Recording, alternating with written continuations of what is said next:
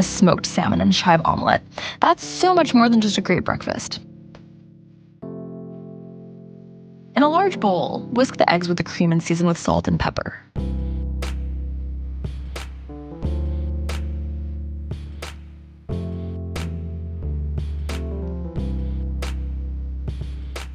Heat a non-stick frying pan over medium-low heat. Add the butter and swirl to coat. Pour in the egg mixture and cook, swirling the pan to evenly cover the bottom for about 2 minutes, or until most of the egg is set but still liquid on top. Place the salmon on top and fold the omelette. Serve with black pepper, chives, and Greek yogurt.